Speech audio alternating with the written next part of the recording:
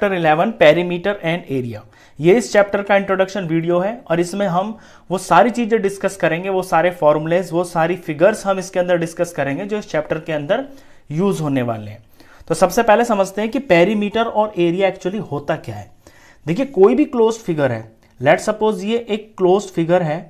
अब ये close figure कुछ एरिया कवर कर रही है, यानी अंदर का ये जो पोर्शन है ना, ये एरिया होता है। लेट सपोज ये आपका कोई फील्ड है, ये कोई खेत है, तो ये खेत अंदर अंदर जो एरिया है, ये जो पोर्शन होता है, ये जो जगह होती है, इसे हम एरिया बोलते हैं। अब ये आपका फील्ड है, अब फील्ड को आप बाउंड्री करोगे ताकि इसके अंदर कोई भी अनवांटेड एनिमल्स जो है ना इसके अंदर ना घुस पाए। तो इसकी बाउंड्री करने के लिए आपको इसकी फेंसिंग करनी पड़ेगी या पक्की दीवार करनी पड़ेगी। वो जो दीवार है वो इसके बाहरी किनारों पे होगी। लेट्स सपोज यहां से यहां तक दीवार होगी, यहां से यहां तक होगी, यहां से यहां तक होगी, और फिर यहां से यहां तक होकर ये बंद हो जाएगा पूरा का पूरा। तो ये जो बाहर की जो बाउंड्री होती है ना, इसे बोलते हैं हम पेरीमीटर। तो पेरीमीटर और एरिया के अंदर ये बेसिक सा डिफरेंस होता है। ये दोनों ही क्लोज फिगर के लिए होते हैं, बस जो अंदर की जगह होती है उसे हम एरिया बोलते हैं, और जो बाहर की जो बाउंड्री होती है, साइड्स का जो सम होता है, वो पेरीमीटर होता है। इतना सिंपल सा इनके बीच के अंदर जो डिफरेंस है। अब एरिया और पेरीमीटर क्योंकि क्लोज फिगर का निकलता है, तो क्लोज फिगर्स तो बहुत सारी हो सकती हैं और बहुत सारी क्लोज फिगर्स होती हैं, लेकिन आपके सिलेबस में कुछ ही फिगर्स हैं जिनका आपको पेरीमीटर और एरिया निकालना है। तो शुरू करते हैं सबसे पहली फिगर से। सबसे पहली जो फिगर है वो है स्क्वायर। स्क्वायर आप सब जानते हैं, स्क्वायर एक 4 साइड से मिलके एक क्लोज फिगर होती है। इसकी चारों की चारों जो साइड्स होती हैं वो बराबर होती हैं। स्क्वायर की चारों साइड्स बराबर होती हैं। अब इसका हम पहले एरिया बताते हैं। देखिए, स्क्वायर का जो एरिया है वो कैसे निकलेगा, मैं प्रैक्टिकली बताता हूं आपको। लेट सपोज इस स्क्वायर को मैं इस तरह से डिवाइड कर लेता हूं। 1 2 3 4, यहां पे 4 रखा है मैंने, 1 2 और ये तीसरा और ये चौथा। यहां पे मैंने इसको ऐसे पार्टीशन कर लिया है, यानी 1 2 3 4, ये जो साइड है इसकी ये भी 4 है, 1 2 3 4 ये भी 4 है, ये सारी ही 4 ही होंगी बराबर। अब इसका एरिया निकालना है, तो इसका एरिया 4 × 4 यानी कि 16 होगा। किया क्या है मैंने, साइड को साइड से मल्टीप्लाई किया है। अब आप गिन लेना, इसके अंदर ये जो छोटे छोटे बॉक्सेस है ना, ये 16 ही होंगे। 1 2 3 4 5 6 7 8 9 10 11 12 13 14 15 16। तो स्क्वायर का एरिया का सिंपल सा फॉर्मूला बनता है, जितनी उसकी साइड होती है उसको उसी से मल्टीप्लाई कर देते हैं, यानी एरिया ऑफ स्क्वायर होगा साइड मल्टीप्लाई साइड। तो पूरी जगह पता चल जाती है कि अंदर कितनी जगह है। अब आते हैं इसके पेरीमीटर पे। पेरीमीटर यानी कि इसकी बाउंड्री। देखिए, अगर ये यहां से यहां तक 4 यूनिट है, 1 2 3 4, ये 4 के बराबर है, ये भी 4 है, ये भी 4 है, ये भी 4 है। इन चारों को आप प्लस करेंगे तो 16 आएगा। ये इत्तेफाक की बात है कि इसका एरिया और पेरीमीटर न्यूमेरिकली 16 आया है, लेकिन ये अलग भी हो सकता है। तो 4 4 4 4, अगर यहां से यहां तक ये 1 मीटर है, तो 4 मीटर तो यहां तक लंबाई चाहिए, 4 मीटर यहां, 4 मीटर यहां, 4 मीटर यहां। तो टोटल जब इसका सम करेंगे तो ये 16 मीटर हो जाएगा। अब क्योंकि चारों साइड्स बराबर है तो हमें प्लस करने की जरूरत नहीं है, हम सिंपल क्या करेंगे, 4 मल्टीप्लाई साइड कर देंगे। यानी पेरीमीटर निकालने के लिए जो स्क्वायर की साइड दे रखी होगी उसको हम 4 से मल्टीप्लाई कर देंगे, क्योंकि 4 ही साइड होती हैं और चारों बराबर होती हैं। तो सिंपल से ये 2 फॉर्मूले होते हैं इसके अंदर। अब एक चीज यहीं पे मैं आपको बता दूं कि जो एरिया होता है वो 2 यूनिट से मिलकर बनता है। मैं अलग से एक एग्जांपल बताता हूं आपको। लेट सपोज ये स्क्वायर है, इसकी ये साइड 3 मीटर है। अब मुझे निकालना है इसका एरिया, तो एरिया होता है साइड इंटू साइड। तो मैं 3 multiply into 3 metre into 3 metre लिखूंगा इसको। तो न्यूमेरिकली तो 3 3 जार ये 9 हो गया। अब आगे ये जो यूनिट है ना, ये भी तो 2 बार मल्टीप्लाई हो रही है, यानी मीटर और मीटर, तो ये मीटर का स्क्वायर लिखा जाएगा। तो एरिया जब भी होगा तो आपकी यूनिट के ऊपर स्क्वायर लगेगा, क्योंकि 2 बार यूनिट मल्टीप्लाई होती है।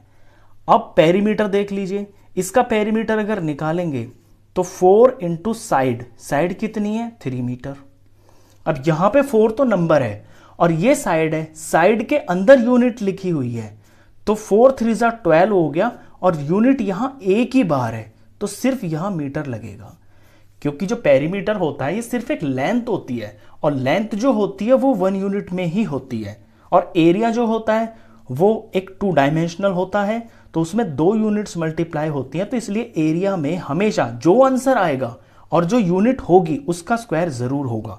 यहां पे मीटर है तो मीटर का स्क्वायर, अगर यहां सेंटीमीटर होता तो सेंटीमीटर का स्क्वायर। तो एरिया और पेरीमीटर में इस बात का भी आप ध्यान रखेंगे।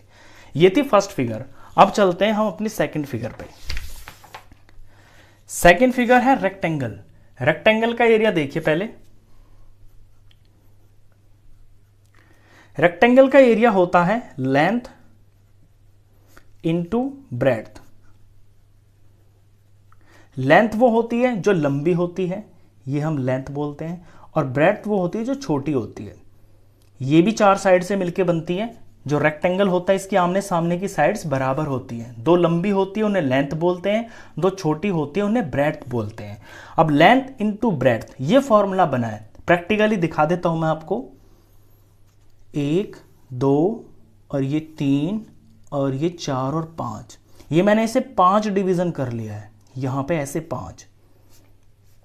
और ब्रेड्थ के लिए 1 2 3 4 5 6। अब देखिए आप लेंथ देखिए 1 2 3 4 5 6 7, तो 7 यूनिट यहां पे मैंने लेंथ लिया है। और ब्रेड्थ 1 2 3 4 5, ये 5 यूनिट लिया है। अब 7 को 5 से मैं मल्टीप्लाई करूंगा, यानी लेंथ को मैं ब्रेड्थ से मल्टीप्लाई करता हूं तो 7 5 35 आता है। अब आप ये बॉक्स काउंट कर लेना, ये 35 ही होंगे। तो ये रीजन होता है इसका एरिया का, ये फॉर्मूला बनने का। तो लेंथ इंटू ब्रेड्थ इसका एरिया होता है रेक्टेंगल का। अब आते हैं इसके पेरीमीटर के ऊपर। तो पेरीमीटर होता है इसकी बाउंड्री। अगर ये 7 है तो ये भी 7 होगी सामने की साइड, ये 5 है तो ये भी 5 ही होगी। मैं ओरली बताऊं, 7 7 हो गया है 14 और 5 और 5 हो गया है 10, तो इसका जो पेरीमीटर है वो 24 आएगा। लेकिन हम इसे इस तरह नहीं निकालेंगे क्योंकि यहां पे 2 तो है लेंथ, तो 2 लेंथ, हम लेंथ को 2 बार मल्टीप्लाई कर लेंगे, और 2 ही है इसके अंदर ब्रेड्थ, और दोनों सेम ही है ये, तो 2 हो गई है इसके अंदर ब्रेड्थ। 2 length plus 2 breadth. अब इसमें से 2 मैं कॉमन निकाल लेता हूं दोनों में से, तो यहां फर्स्ट टर्म में लेंथ बच गया, यहां प्लस और यहां पे ब्रेड्थ बच गया। तो ये फॉर्मूला बनता है इसका कि 2 ब्रैकेट के अंदर लेंथ प्लस ब्रेड्थ। इस बात का ये मतलब है कि आप लेंथ और ब्रेड्थ को एक बार प्लस कर दीजिए। यही दिखा देता हूं मैं एग्जांपल में।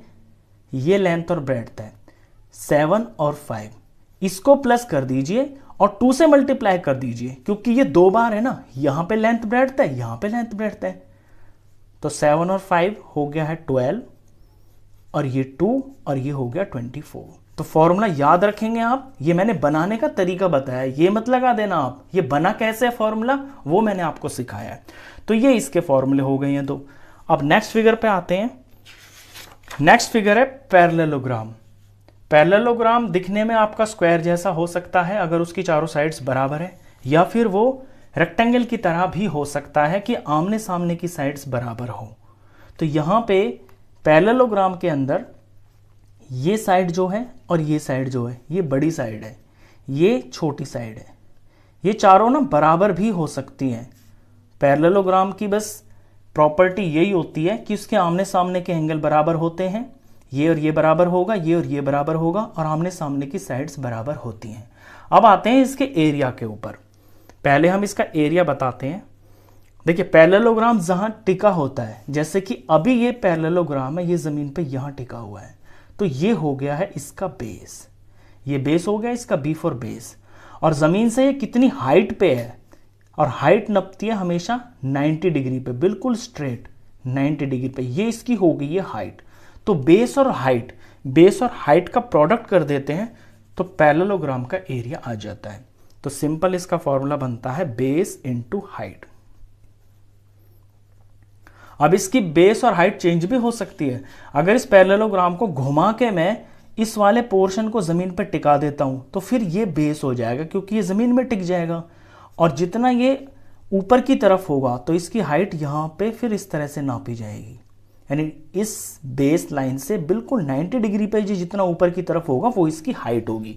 तो बेस और हाइट इसमें बदल सकती हैं। जो ज़मीन पे टिका हो, जो ऐसे बेस ज़मीन पे टिका हो वो बेस है, और जितना वो ऊपर है वो हाइट है। तो सिंपल सा फॉर्मूला होता है पैरेललोग्राम का, बेस इंटू हाइट। अब इसके पेरीमीटर पे आते हैं। वैसे तो इसके पेरीमीटर का कोई फॉर्मूला होता नहीं है और इसके क्वेश्चंस भी आपके बहुत ही रेयर आते हैं, लेकिन सिंपली लॉजिकली अगर मैं बता दूं इसको तो क्या है, इसके अंदर ना लेंथ और ब्रेड्थ कभी नहीं बोली जाती है। लेंथ ब्रेड्थ रेक्टेंगल में जैसे लेंथ और ब्रेड्थ बोली जाती है वो नहीं बोली जाती है इसमें सिर्फ साइड्स बोली जाती हैं। जैसे ये हो गया है बेस, तो ये एक साइड हो गई है इसकी, और ये जो दूसरी साइड है ना छोटी वाली, ये भी इसकी साइड ही है, तो ये इसकी साइड्स हो गई हैं। ये जो साइड है एडजेसेंट साइड बोलते हैं इसको, यानी एडजेसेंट साइड का हम सम कर दें और उसको डबल कर दें। ये साइड हो गई है, ये साइड हो गई है, ये एडजेसेंट साइड्स बोली जाती है, यानी साथ वाली साइड्स। और इनका डबल इसलिए कर देंगे क्योंकि ये दो पेयर हैं, एक पेयर तो ये हो गया, एक पेयर ये हो गया। तो इसका फॉर्मूला ये हो जाएगा 2 सम ऑफ एडजेसेंट साइड्स। अब यहां पे एडजेसेंट साइड्स जो ना रेक्टेंगल में उसी तरह से हो गई हैं जैसे लेंथ और ब्रेड्थ, लेकिन हम इन्हें लेंथ ब्रेड्थ बोलते नहीं है। तो सम ऑफ एडजेसेंट साइड्स ये हो गया, क्योंकि दो बार है, यहां भी है और यहां भी है, तो ये 2 से मल्टीप्लाई हो गया है। चलिए इसके बाद जो फिगर आती है वो है अपना ट्रायंगल। ट्रायंगल आप सब जानते हैं, एक 3 साइड से मिलके क्लोज फिगर बनती है, वो ट्रायंगल बोला जाता है। अब ट्रायंगल के एरिया को पहले समझिए। देखिए ट्रायंगल बनता कब है, जैसे मैंने अभी आपको पैरेललोग्राम बनाया, ये पैरेललोग्राम है। अगर इसका मैं एक डायगोनल ऐसे मैच कर देता हूं तो ये पैरेललोग्राम 2 फिगर के अंदर डिवाइड हो गया है। ये दोनों की दोनों ट्रायंगल है, तो ट्रायंगल का एरिया पैरेललोग्राम का हाफ होता है। इतनी सिंपल सी बात होती है। तो इतना सिंपल फॉर्मूला है कि जो पैरेललोग्राम का एरिया है उसी का हाफ ट्रायंगल का एरिया होता है। तो पहले मैं एरिया लिख देता हूं, area is equal to half into base into height. क्यों है हाफ? क्योंकि बेस इंटू हाइट पैरेललोग्राम का एरिया होता है, और पैरेललोग्राम को हम 2 पार्ट में डिवाइड कर दें तो वो ट्रायंगल बन जाता है। अब बेस क्या होगा? बेस वो होगा जो जमीन पे टिका होगा। इसी ट्रायंगल को देख लीजिए, यहां पे ये वाला पोर्शन आपका बेस है, और इसकी हाइट क्या होगी? हाइट वो होगी जो बिल्कुल ऊपर से 90 डिग्री पड़ेगी, वो इसकी हाइट होगी। तो यहां पे ये बेस हो गया है, बी फॉर बेस, और ये चीज इसकी हाइट हो गई है। अगर हम ट्रायंगल को घुमा दें तो ये वाली साइड बेस हो जाएगी, फिर इसका जो हाइट है वो ये वाली हो जाएगी। तो ये जैसे हम फिगर को रोटेट करेंगे उसके हिसाब से बेस और हाइट बदलती रहती हैं। तो ये तो हुआ है इसका एरिया। अब आते हैं इसके पेरीमीटर पे। पेरीमीटर, ट्रायंगल के पेरीमीटर का ऐसा कोई फॉर्मूला नहीं होता है। क्यों? क्योंकि इसकी साइड्स जो है ना वो अलग अलग हो सकती हैं। ट्रायंगल कैसा भी हो सकता है, आपका ये ट्रायंगल हो सकता है, ये भी ट्रायंगल है, ये भी ट्रायंगल है। तो ट्रायंगल का पेरीमीटर सिंपली उसकी जो साइड्स होती है ना उनका सम होता है। तो हम यही लिखेंगे, sum of all 3 sides, sum of all 3 sides. एक रेयर केस के अंदर अगर आपका इक्विलैटरल ट्रायंगल है, इक्विलैटरल ट्रायंगल में क्या होता है कि तीनों साइड्स बराबर होती हैं, ये और ये, तो फिर हम लिख सकते हैं कि 3 इंटू साइड। उस केस में ये फॉर्मूला हो जाता है। अदरवाइज ट्रायंगल आपका कैसा भी हो सकता है, उसकी तीनों साइड का जो सम होगा वही उसका पेरीमीटर होगा। तो ये हुआ ट्रायंगल। अब चलते हैं नेक्स्ट फिगर के ऊपर। नेक्स्ट है सर्कल। सर्कल आप कंपास से बनाते हैं, सब जानते हैं। कंपास खोलते हैं, वो रेडियस होता है, सेंटर पे रखते हैं और ये सर्कल बना देते हैं। तो जितना हम कंपास पे खोलते हैं वो होता है रेडियस। अब इसमें रेडियस से अलग और कुछ होता ही नहीं है सर्कल में, तो जो फॉर्मूला बनेगा वो भी रेडियस से ही बनता है। पहले इसके एरिया पे ही आ जाते हैं। तो सर्कल का एरिया होता है पाई आर स्क्वायर। आर यहां पे रेडियस से मतलब है, आर का मतलब है रेडियस। पाई की जगह पे कहीं पे 22/7 होगा और कहीं आपको स्पेशली बोल दिया होगा कि पाई की जगह 3.14 ये यूज कीजिए। ये प्रूफ्ड है कि आपको पाई की जगह 22/7 या 3.14 ही लेना है। ये मैथमेटिकली प्रूव्ड है, पाई की वैल्यू है ये। तो जहां भी पाई आएगा, अगर आपसे स्पेशल कहा जाए कि पाई की जगह 3.14 लीजिए तो फिर यही लेना है, और कुछ भी ना कहा जाए क्वेश्चन के अंदर तो फिर 22/7 आप ले सकते हैं। तो यह है इसका एरिया। अब आते हैं इसके पेरीमीटर पे। तो एरिया तो होगा इसके अंदर की जगह, और पेरीमीटर यानी इसकी बाउंड्री। ये बाउंड्री इसकी गोल होती है ना, तो सर्कल के पेरीमीटर को हम एक दूसरे नाम से जानते हैं, वो होता है सरकमफ्रेंस। सरकमफ्रेंस। सर्कल के लिए हम पेरीमीटर का यूज नहीं करते हैं, लिखा मैंने जस्ट इसलिए ताकि आपको ये कंफ्यूजन क्लियर हो जाए कि पेरीमीटर सरकमफ्रेंस एक ही होता है। क्योंकि ये गोल होता है तो इसका नाम हम सरकमफ्रेंस रख देते हैं। अब सरकमफ्रेंस इसका निकलता है फॉर्मूला 2πr, यानी 2 और पाई लगा देंगे और जितना रेडियस होगा उससे मल्टीप्लाई कर देंगे। तो इसकी जो गोल बाउंड्री है ना, अगर मैं यहां से स्टार्ट करता हूं तो यहां से लेके यहां तक ये कितनी लंबाई होगी, ये जो बाउंड्री है ये मुझे पता चल जाएगी इस फॉर्मूले से। तो ये हुआ सर्कल। सर्कल के ये सिंपल से दो फॉर्मूले। अब आते हैं कि ये जितने भी फिगर्स आपने करी हैं, जितने भी फॉर्मूलेज आपने सीखे हैं, इनके डायरेक्ट क्वेश्चन तो आएंगे ही आएंगे, लेकिन इनकी जो एप्लीकेशन है, इनका जो यूज है रियल लाइफ के अंदर भी, उससे रिलेटेड भी आपके क्वेश्चंस आएंगे। एक सिंपल सा एग्जांपल बताता हूं मैं आपको। लेट सपोज ये कोई आपका रेक्टेंगुलर प्लॉट है। इस प्लॉट के अंदर यहां पे एक स्विमिंग पूल है, और ये स्विमिंग पूल सर्कल है, ये है स्विमिंग पूल। अब इतना पोर्शन तो ये स्विमिंग पूल का है, और बाकी जितना भी प्लॉट है ना, उस सारे प्लॉट के अंदर ग्रास लगी हुई है। अब आपसे पूछ लेगा कि ग्रास का एरिया बताइए, तो क्या करेंगे, पूरा जो प्लॉट है, पूरे प्लॉट के अंदर से ये जो स्विमिंग पूल है इसका एरिया माइनस कर देंगे तो ग्रास का एरिया पता चल जाएगा। तो इस तरह की जो एप्लीकेशंस है, जो रियल लाइफ में जो यूज होंगी, उस तरह के क्वेश्चंस भी आपके इसके अंदर आएंगे। एक एग्जांपल और बता देता हूं। लेट सपोज ये एक स्क्वायर है, और इस स्क्वायर के अंदर यहां पे एक ऐसे ट्राइंगल शेप है, ये वाला, ये जितना मैं ब्लू पार्ट कर रहा हूं, ये वाला।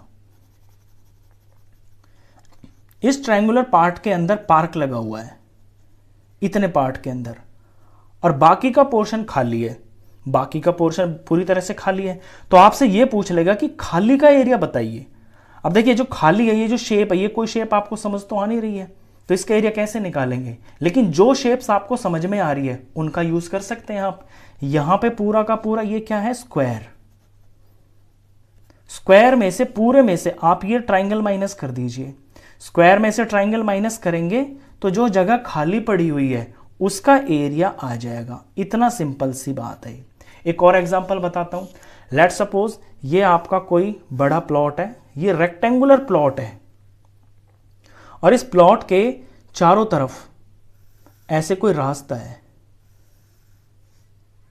ये जो है, ये जो पार्ट में ऐसे कर रहा हूं, ये कोई रास्ता है, पक्का रास्ता है, ये सड़क जैसा बना हुआ है, और बीच में आपका घर बना हुआ है। आपसे पूछ लेगा कि इस रास्ते का एरिया बताइए। अब ये रास्ता तो जो है ना किसी शेप का बन नहीं रहा, तो क्या करेंगे, ये जो पूरा प्लॉट है, यानी कि ABCD, ये जो पूरी शेप है, इसमें से जो अंदर का रेक्टेंगल है, इसका नाम अगर मैं EFGH रख लेता हूं, GH, ये वाला माइनस कर देंगे। तो जो पाथ है, पाथ यानी कि जो रास्ता है, उसका एरिया पता चल जाएगा।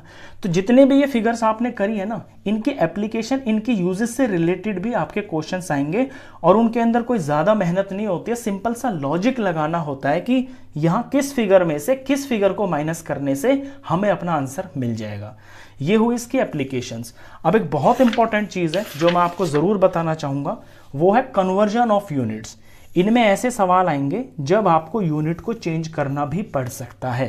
लेट सपोज ये एक स्क्वायर है, इसकी साइड है 5 मीटर, तो मैं इसका एरिया निकाल रहा हूं। तो एरिया ऑफ स्क्वायर मुझे पता है कि साइड इंटू साइड होता है। निकाल लेता हूं मैं, 5 मीटर इंटू 5 मीटर, 5 5 हो गया है 25, और मीटर मीटर हो गया है मीटर का स्क्वायर। अब मेरे से बुक वाला कह देगा कि इस आंसर को आप सेंटीमीटर में दिखाइए। मीटर में तो आ गया है, सेंटीमीटर में दिखाने के लिए वो बोलेगा।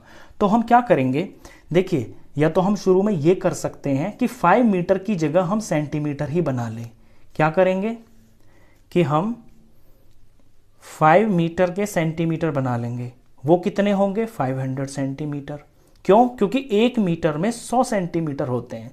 तो हमारा आंसर फिर ऐसे निकलेगा, area is equal to side into side, और साइड की जगह 5 मीटर ना रखे हम 500 सेंटीमीटर रखेंगे। 500 cm इंटू 500 cm। तो मल्टीप्लाई करेंगे तो 1 2 3 4 0 आएंगे, और 5 5 25 आएगा, और cm ये cm का स्क्वायर हो जाएगा। एक तो ये तरीका है कि आप शुरू में ही यूनिट चेंज कर लो। अगर आप शुरू में यूनिट चेंज नहीं करते हो तो फिर क्या होगा, फिर देखिए, लेट सपोज मैंने ये आंसर मीटर में ही निकाल लिया है, तो ये आया है मेरा 25 मीटर का स्क्वायर। अब मुझे पता है कि 1 मीटर में 100 सेंटीमीटर होते हैं, तो इस 25 को मैं 2 बार 100 से मल्टीप्लाई करूंगा।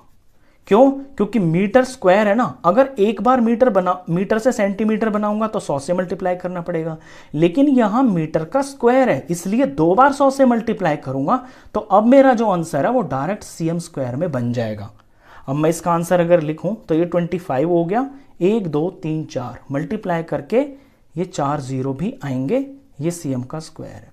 तो अगर आप अपना आंसर किसी बड़ी यूनिट में निकाल रहे हैं और उसके बाद उसको छोटी यूनिट में चेंज कर रहे हैं, तो ये देख लेना कि उसके अंदर कितने पार्ट होते हैं। जैसे कि 1 मीटर में 100 सेंटीमीटर होते हैं, तो फिर आप उसको 2 बार 100 से मल्टीप्लाई करना। ये एरिया के लिए बता रहा हूं मैं। पेरीमीटर में ऐसी कोई टेंशन ही नहीं है कि पेरीमीटर में क्या होगा। जैसे 5 मीटर है तो इसका पेरीमीटर कितना होगा, 4 × 5 मीटर, तो ये हो गया है 20 मीटर। अब 20 मीटर को मुझे सेंटीमीटर बनाना है, तो सिंपली 20 को मैं 100 से मल्टीप्लाई कर दूंगा, क्योंकि यहां मीटर एक ही बार है तो एक ही बार 100 से मल्टीप्लाई करूंगा, तो ये हो जाएगा 2000 सेंटीमीटर। यहां पे 2 बार करने का जो रीजन है वो आप समझ गए होंगे, क्योंकि यूनिट के ऊपर स्क्वायर लगा होता है तो उतनी ही बार मल्टीप्लाई किया जाता है। इस तरह के क्वेश्चंस भी आपके आएंगे। तो इस